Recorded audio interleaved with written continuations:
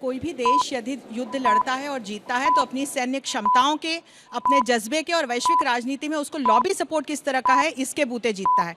Iran और Israel को हम एक निष्पक्षता से कंपेयर करके देखें तो जब हम ईरान की ओर देखते हैं तो ग्लोबल फायर पावर इंडेक्स के अनुसार ईरान डेमोग्राफी और ज्योग्राफी की दृष्टिकोण से इजराइल पर भारी पड़ता है। लेकिन जब सैन्य क्षमताओं की दृष्टि से देखते हैं तो चाहे डिफेंस बजट की ओर डालें हम नज़र तो जो ईरान का बजट है वो 12 बिलियन यूएसडी का है, इजराइल का बजट 31 बिलियन यूएसडी का है। वहीं हम अन्य सैन्य क्षमताओं पर जैसे कि हेलीकॉप्टर्स पर, फायर क्राफ्ट्स पर, मिसाइल्स पर, इन पर नज़र डालें तो हमें पता चलता है कि ईरान इजराइल से कहीं पीछे है। और फिर जब हम देखते हैं कि जिस तरह की सोफिस्टिकेटेड टेक्नोलॉजी और इक्विपमेंट और न्यूक्लियर कैपेबिलिटीज़ और न्यूक्लियर वेपन्स इजराइल के पास हैं तो इजराइल का कहीं ना कहीं सैन्य क्षमताओं की दृष्टि से पलड़ा भारी हो जाता है।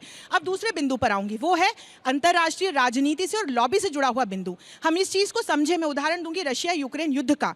रशिया जैसे महाशक्तिवान देश के आगे अगर यूक्रेन आज तक खड़ा हुआ है तो वो अमेरिका और नाटो के सपोर्ट से खड़ा हुआ है। और जब हम इजराइल की ओर दृष्टि डालते हैं तो उसके पीछे भी सीधे सीधे हमें अमेरिका और नाटो का एक समर्थन दिखाई पड़ता है। वहीं ईरान की ओर अगर दृष्टि डालें तो उसके साथ हमें चीन, रशिया, अजरबैजान इस प्रकार के देश खड़े हुए दिखाई पड़ते हैं। पर क्या आपको लगता है कि रशिया यूक्रेन में पहले ही रशिया अपने आप को एग्जॉस्ट कर चुका है और अब वो यहाँ पर आकर के ईरान के साथ युद्ध लड़ेगा?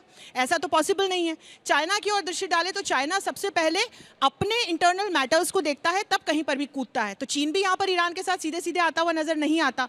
लेकिन हम देख रहे हैं, अभी अभी मैंने घोषणा देखी कि कैसे रशिया की तरफ से ये रिक्वेस्ट आ रही है, इस तरह की बात आ रही है कि अमेरिका ईरान के खिलाफ सीधा सीधा मोर्चा ना खोले। तो अगर हम इंटरनेशनल लॉबी की दृष्टि से देखते हैं तो वहां पर भी हमें इजराइल का पलड़ा भारी दिखता है।